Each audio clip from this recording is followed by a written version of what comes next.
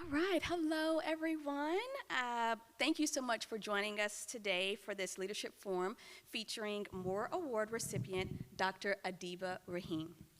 Our theme is empowering representation, and we are exploring the importance of supporting women in all industries and sectors, especially those where there is a lack of representation and support. I'm Chandra Matthews, the Director of Community Engagement at Texas Women's Foundation. And before I introduce our speakers, just a little bit of some housekeeping.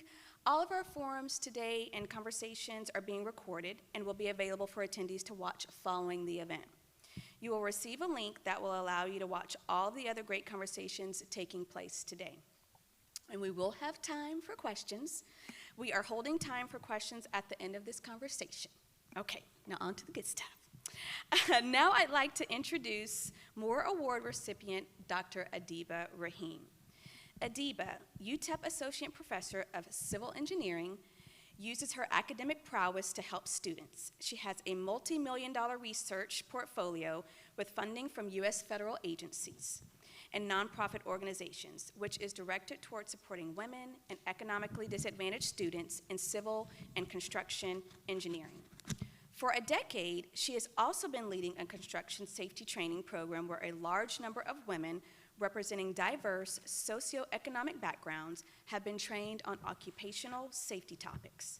She has received numerous national, regional, and institutional awards recognizing her impactful leadership, remarkable contributions as an esteemed educator, and steadfast, steadfast contributions as an esteemed educator, commitment to empowering other women.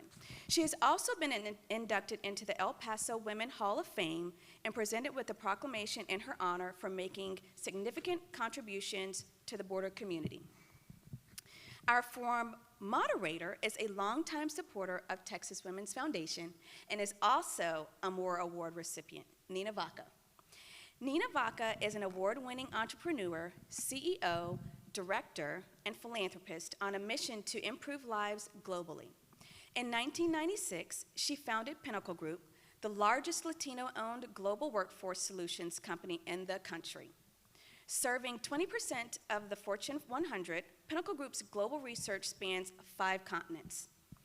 Among the few Latinas serving on the boards of public companies, Nina was named one of the top 50 most powerful Latinas by Fortune magazine.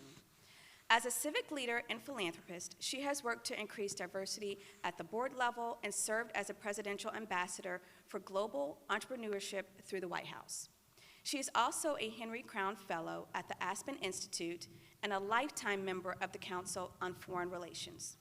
In recognition of her professional and philanthropic achievements, she has been awarded 3 honorary doctorates and was inducted into the Minority Business Hall of Fame.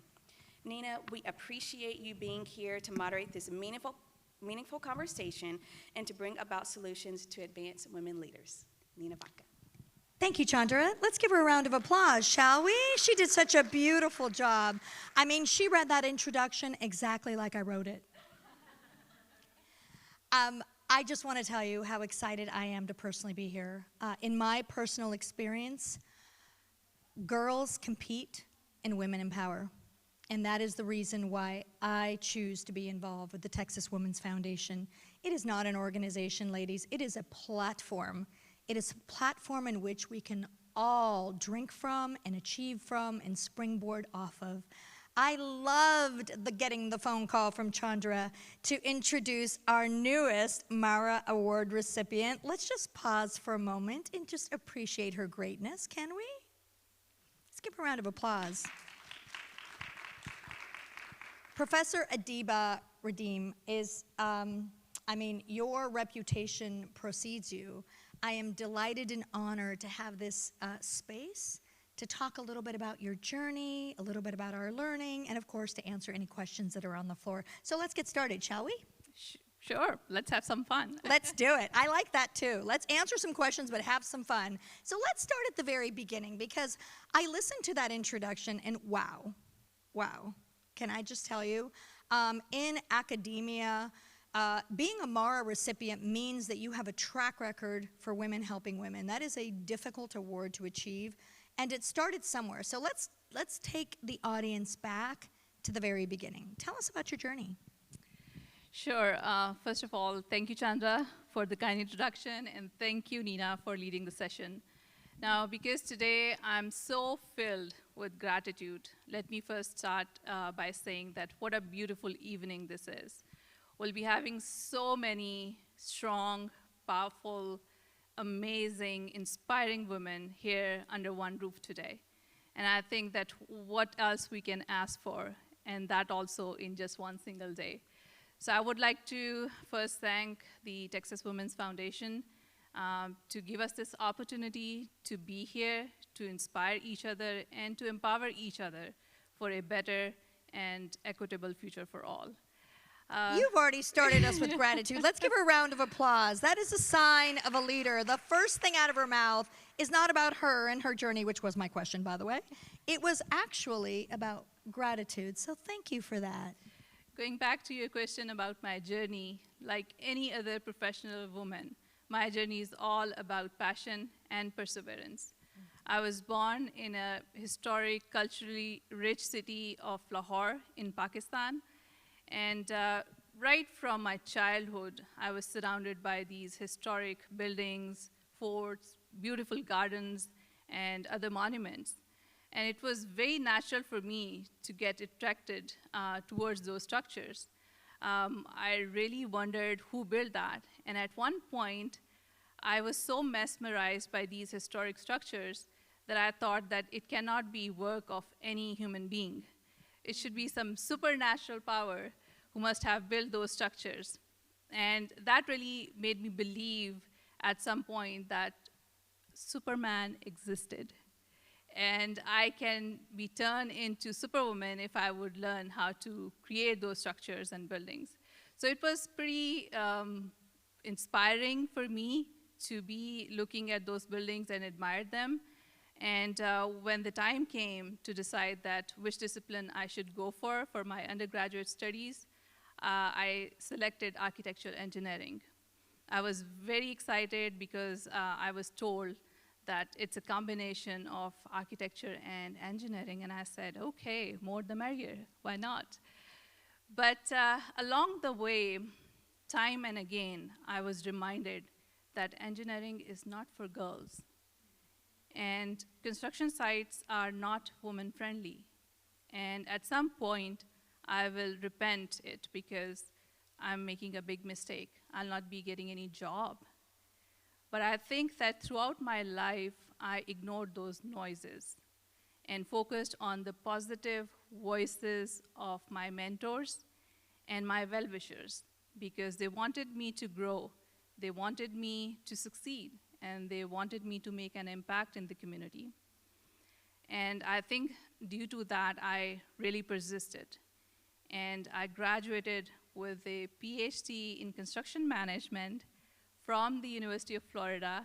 Any Gators here? No? And then I joined the University of Texas at El Paso because I thought that I can make a difference in that community. I really didn't want to be just a professor. I wanted to be a change maker.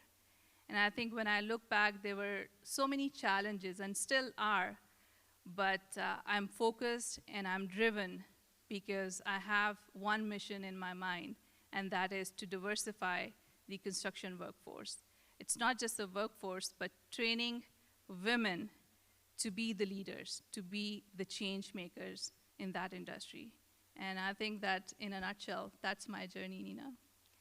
What an incredible journey to go from seeing and being inspired by the buildings to being the professor and getting a degree in civil engineering and being the professor of engineering and construction, and a change maker you have been. I mean, was there so much purpose in her answer? I mean, were you as moved as I was? I feel like you have not just decided to become an engineer, but you've decided to open the doors for others. So a change maker you are. In fact, I want to talk a little bit about that. You seem very purpose-driven and very intentional in the work you've done. I mean, wow, coming from Pakistan to the United States, and then you chose El Paso. or some people might say El Paso chose you.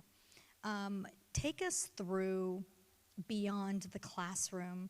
How have you been able to further this cause and this passion of advancing women in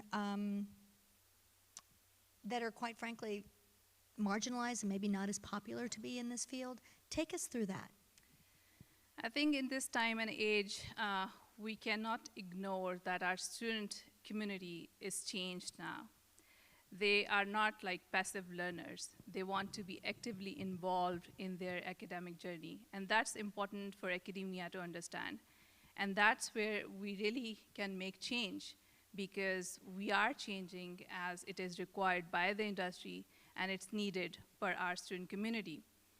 Now, most of our efforts in the construction engineering and management program at UTEP, they are beyond the traditional classroom, because we have realized that that's the way we can really prepare our women to be the leaders in the industry.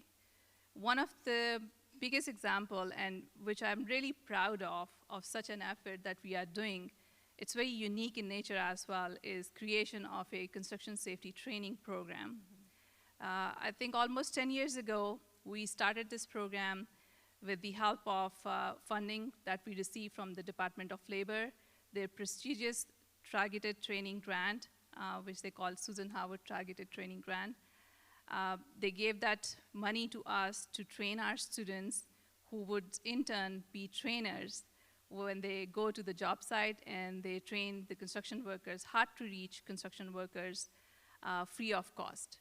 So that's a very unique way to train these students to get their hands dirty, to see the culture of the construction industry, and assimilate that information. So I'm very proud to mention it here that in just 10 years, with the help of this grant and with the hard work of these students, we are able to provide training hours of more than 25,000. So 25,000 training hours in 7 different cities of West Texas. It's a big achievement, and we couldn't do that without the help of our sponsor and definitely the hard work of our students. So it's just like one example that we can train our students beyond the classroom. Beyond the classroom, 25,000 hours that she has created to open doors for women in civil engineering and construction. What do you think? I agree with you. I think so too.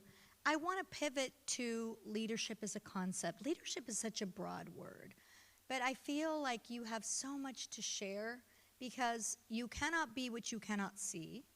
Today, you are a role model for young women everywhere. And so I want to talk about the topic of leadership. I want to dig a little deeper as a female leader. What would you say has the one thing that has helped you advance as a leader?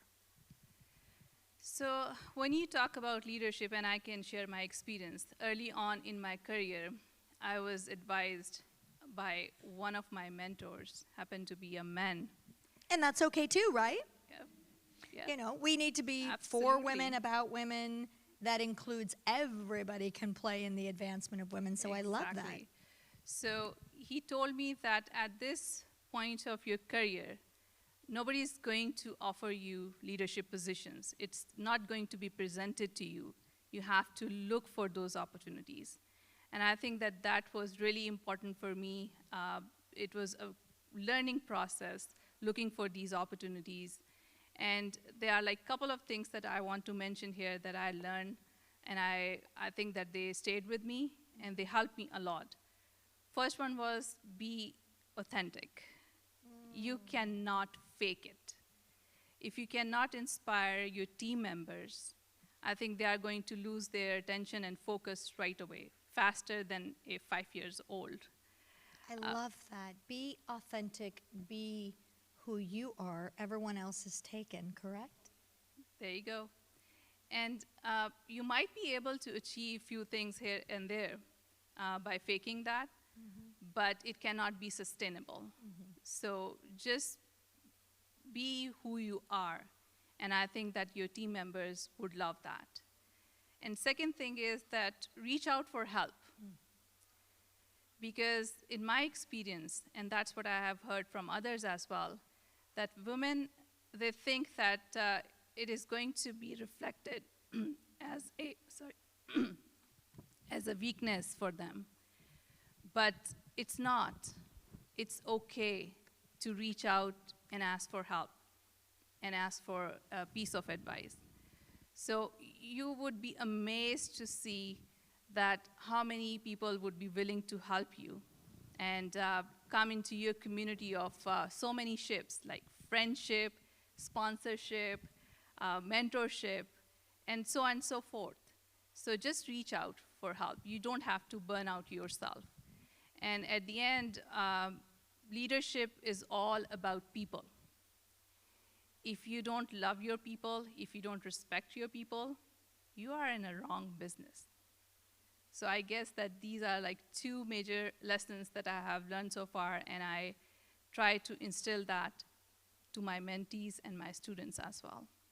Those are beautiful words of wisdom. I want to zero in on the second one because I think it is, in my personal experience, has been one of the most powerful things we can do as women. And I try to espouse this to my own children, my daughters and sons, which is asking for help and accepting help is a game changer in our careers. Asking for help and accepting help is a game changer. Because oftentimes we don't ask for it, and sometimes we don't want to take it. And that is our ego getting in the way, right? It's our ego getting in the way and saying, I want to do this myself.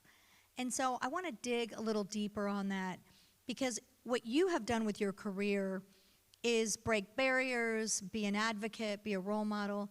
Take us through a time where you actually had to ask for, like, how does that work? Like, can you give us an example to our audience members? Like, what does it take to ask for help and accept help? And can you share a little bit more about that? I thought that was just such a beautiful point you made. So before I answer that question, I think I'm going to give you some numbers. We engineers love numbers, and I cannot miss that chance to share some with you. But I promise that I will share those numbers with a purpose. Construction industry, when you talk about that as a whole, women represent a little over 10% of the US construction workforce. And when you talk about the overall volume of the construction itself, the market size of construction industry is more than $2 trillion. That's what they recorded last year. So with that little over 10% and the industry volume of trillions of dollars, you can well imagine that women are severely underrepresented in this industry.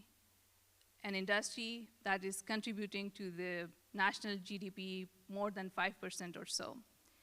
So initially, we thought that everything is related to the culture of the construction industry itself. And it's true in a sense, because it's very male-oriented industry.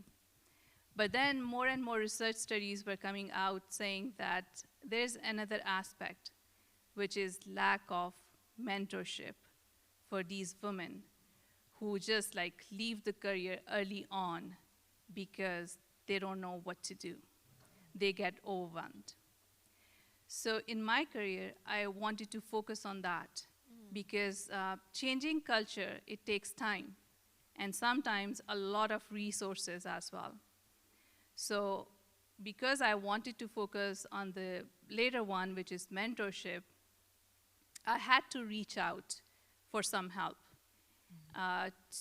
With the industry partners, through the help of my colleagues, the institutional administration, everybody had to be on the same page because I knew that it's going to be a huge effort and I cannot do it alone. You know, it's famously said that it takes a village to educate a child, and that's what I knew right from the beginning. And I reached out early on in my career and I say, I need help, I need your support, I need your sponsorship in order to achieve something that we think it's a goal that we can achieve at UTEP. And lo and behold, they were all rallying behind me.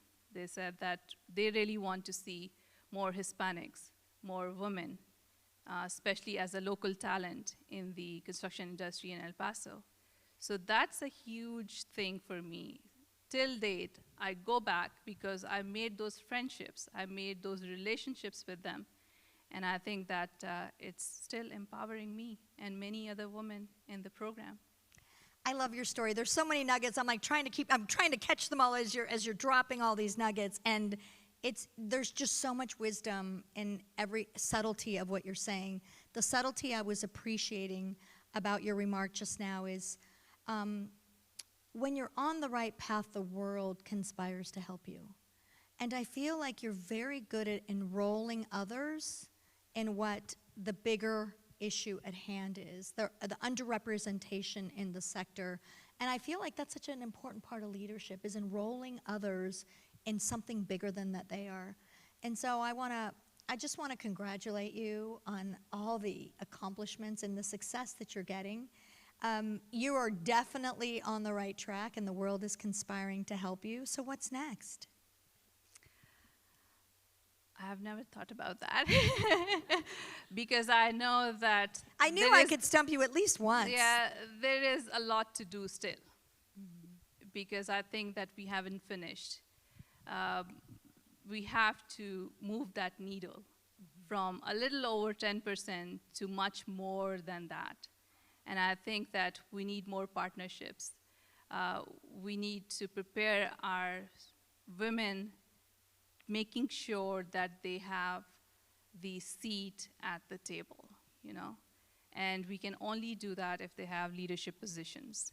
So I think that now I see my students in the industry, they have jobs, but I always ask them whenever I see them at different professional organization events that, okay, when you are going up the ladder, because I know that once that generation will go up the ladder, that's when the change is going to happen. I'm so appreciating your passion around this and your ability to enroll others and be a role model. To me, a great leader is someone who advances others, who is truly, you're in the business of serving. And I don't know, I'm kind of getting the feeling like a face and an advocate in industry, White House. Aren't you getting that feeling that there's so much more that you can do? Sky is the limit. The sky is the limit. What do you think? Would she be an incredible spokesperson everywhere? See, you've got a fan base over here. There you go. You talked about the ladder, and that's what I want to close, because I do want to give the room an opportunity to ask questions. You talked about the ladder. The Maura Award is about climbing the ladder and looking back and bringing others with you. It is, just to give you some context, the Maura Award is the Women Helping Women Award. It's one of the most distinguished award you can get in the Dallas Metroplex from the Texas Woman Foundation. It's my final question. Professor, tell me what the Maura Award means to you in your own words. It means a lot to me because I think that it's not just a personal recognition. I feel that I'm representing here hundreds of women from my own institute and the city of El Paso who are striving every day to make a change, to impact the local community and to impact the lives of so many girls in that community. And I think that receiving this award has literally invigorated my passion, and I'm ready to transcend because I know there is much more to do. The theme of this forum is empowering, so not only were your words empowering, but I think you're ready to transcend into that empowering theme of today. Let's give her one big round of applause. Professor. Now, I have some more questions in my little cards here, but I'm going to take a moment and see if the audience has any questions. I want to give you an opportunity. Oh, we have a question. Yes, we're going to get a microphone to you. Yes. Chandra's going to get a microphone to you. Yes. Your name maybe, your name, where you work, and the question. My name's Lois Melbourne, and I'm here engaged with you to help me mentor more young women.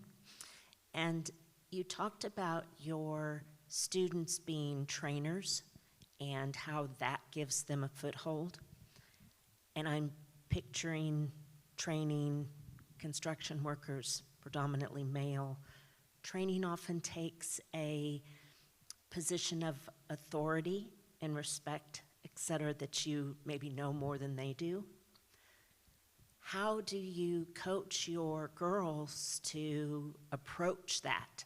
Because that could be, in my mind, an intimidating situation where they're coming in as an expert in a place where maybe they're not initially perceived as that. Excellent question. And I think that that's where women on the construction site, they really struggle because they don't have that training or mentorship. And that's where we get started with them early on while they are going through their educational journeys. Because we let them know where you have to say no, where you have to stand for themselves, And that's very important because, as I've mentioned before, that's a male-oriented industry. And even having a leadership position in the industry, still women get overwhelmed. So I think that when they see the job site dynamics through those experiences, they get that confidence that, okay, they belong. Because sense of belonging, it's a very strong feeling, It's important for them to have that feeling to stay, survive, and have that opportunity to move up the ladder. So I think that training from the beginning and then the hands-on experience that they go and they look around, they see that how things are happening, it gives them that confidence, And that's really helpful so far with our students in our program. That's beautiful. It's a process. Confidence, do more. Confidence, do more. Another question? I know you have a question. Don't be shy. Don't make me pick on you. Right. There we go. We have another question. We have two more questions. Real quick, some of the reasons girls or women don't go into certain fields is because there's just not good publicity around it. So how do you make scalable sort of the work you're doing with the folks you touched so that others will know about this as a career? Great question. For when we talk about empowering representation, seeing is believing. And for women, it's especially very important. And for our advertisement material, we make sure that we show them some role models, Even in some of our professional organization meetings, we ask those role models to come and talk about their experiences. Those raw experiences really help them stimulate the overall picture of the construction industry itself. So I would say that it's very important for us to get our students connected with those role models, those advisors, basically the real world in our case. Did I answer your question? Yeah. Beautiful. Beautiful. I think we have one Yes, question right over here. here. My name is Jennifer Zhao. I work at Toyota, and the topic is very near dear to my heart because I came from the space in supply chain manufacturing IT, which is very, very male-dominated. My question for you, though, is I have a 14-year son, but I'm seeing his girlfriend shrinking in the middle school age. In elementary school, they are like, I can do everything I want when I grow up. But in the middle school phase, I'm seeing girls shrinking. What may be your advice that we can do for the middle school, the high school, in preparation for them to go to your class in the college? I think, and I'm really involved in those type of events, most of the universities, they have some summer camps, In and out, they have some of the programs where they get connected with the middle school and high school students. So I would say that look for those opportunities for your son, because when they go, they experience, they see, and sometimes they talk to the professors, because I have like open door policy for any of the school students when they have those summer camps in our institute to come and talk to me, you know. And we try to bring them to our labs as well to see that how it works, especially for engineers. So I think those type of hands-on experiences for your son, taking them to those events and let them talk to people, not just like taking them to the events and showing different equipment and that's it, but talking to other people. I think that's going to be really helpful. I love that advice. That is so, so beautiful. We live in a very connected world, and I feel like getting that real world experience. I've done the same with my children. I've had 4 children, and I've dragged them with me to any and every conference that I can get away with. You know, when they're 16, they look a little bit older. When they're 19, they look a little bit older. But getting them to see with their very eyes is very different than reading in a textbook. I think your answer is right on point. I drove them all crazy because I said summer is for learning. Off you go to a camp. But I'm not interested in medical school. That's okay, you're going to medical camp anyways.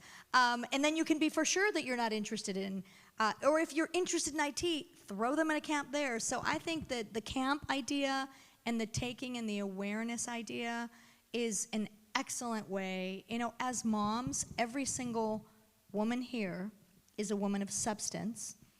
Remember, not only our daughters, but our sons get the opportunity to see what we do for a living and the impact that we make. Do not be afraid to show them all of who you are. The challenges, the successes, all of it. In fact, you want to elaborate a little bit about challenges and successes and how you feel about any other topic when it comes to doing difficult things? I think there'll be challenges in your life. There is no doubt about that. It's the way that you handle those challenges that what defines you, or that what matters at the end. Now I look back, I see that all the noises and voices really helped me what I am today. Really helped me, made me confident enough to have the seat at the table, to have my voice heard, and to be the voice of others, because that's also very, very important. And that's the advice that I give to my mentees and my students, that learn to differentiate between those noises and voices. That's going to help you in your personal and professional life. Noises and voices, I love that. I think we have time for another question or two. I see some hands rising. I've got 2 questions. Whoa. Assalamu alaikum, sister. I have a question about any advice that you would give to a young female professional. About 23 years ago, I started my engineering career in the semiconductor industry, and after 6 years, it was so challenging to be in that male-dominated field that I gave up and completely did a pivot in my career. I don't think that I had the right support and resources to kind of guide me to stay the course. So for any young female professionals that may be in a male-dominated industry, what advice would you give them to keep going? My advice would be never, ever give up on your dreams. If you ever feel dejected, just remember those women who were the first ones in their chosen professions, and their journey was the hardest one. But they were able to do it. They were able to pave the way for countless others because they were strong, they were resilient, and they were passionate about what they were doing. So the message is pretty simple. Dare to dream big and go for it. That's a beautiful answer. That's a beautiful answer. Thank you. I think we have another question in the room. Thank you very much. I'm Ann Wynn, and so I appreciate that there are these training programs for girls and young women, and I love the fact that it's around the construction industry, because the skilled trades is a plethora of opportunities for young women. Now, what about the companies who are hiring the talent? What have you seen coming out of the companies? What have been best practices to help these young women be hired after they've attained the education? Great question, because when we changed the degree plan making sure that we are going to provide more hands-on professional development opportunities to our female students and underrepresented students in our program. Everybody was of the view that how we are going to get the support of the industry itself, because again, it's difficult. But to my surprise, they were willing to help us. They wanted to have local talent. They wanted to train those women. And we didn't find any difficulty, really, to have that relationship created. We just need to tell them that, okay, we have made some changes, and we will make sure that you are on board with us. Whatever development we are going to make in the degree plan, or whatever changes we are going to make, we will make sure that you are on board.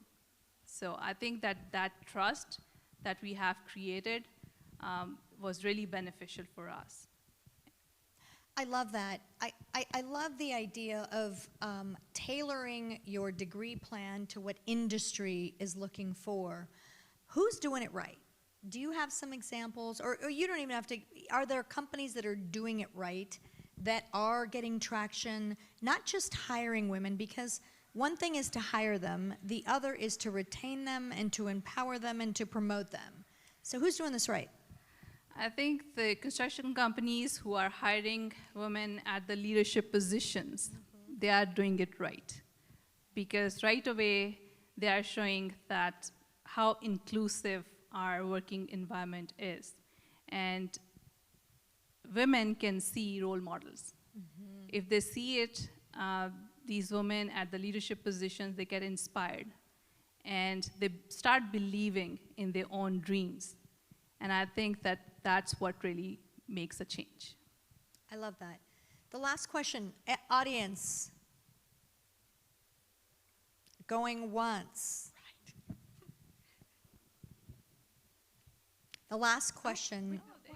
There you go. I knew it. We have a courageous group. Last Hi. but not the least.